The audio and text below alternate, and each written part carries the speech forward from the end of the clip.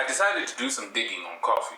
So, history lesson for you real quick. The Kaldi legend, 850 AD, is a coffee origin story that involves an Ethiopian goat herder named Kaldi. He noticed his goats became unusually energetic after eating a specific type of berries from a specific tree. So much that they didn't sleep at night when they did. And so he brought the berries to a local monastery where the monks ended up making a drink and found it kept them alert during long evening prayers. So as things often do, word spread and coffee's journey basically began at that point. So fast forwarding to the 15th century, coffee was now being cultivated and traded on the Arabian Peninsula, particularly in Yemen. Sufi monks used it to aid concentration during nighttime devotions. And then the port of Mocha became so associated with the trade that it lent the name of a style of coffee we still use today.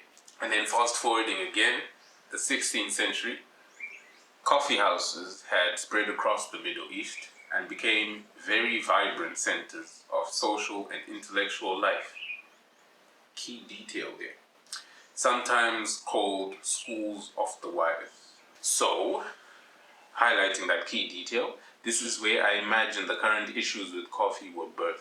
But anyway, fast forwarding to the 17th century, coffee reached Europe, initially meeting resistance though. Some were calling it the bitter invention of Satan. You know, typical religious fanaticism. We're gonna ignore that. Nonetheless, coffee houses quickly became hubs of business and conversation. Another key detail. And then European colonizers brought the coffee to the Caribbean and South America, and now we have it across the world, right? So I imagine you saw a theme there, which I might have made obvious by highlighting key details.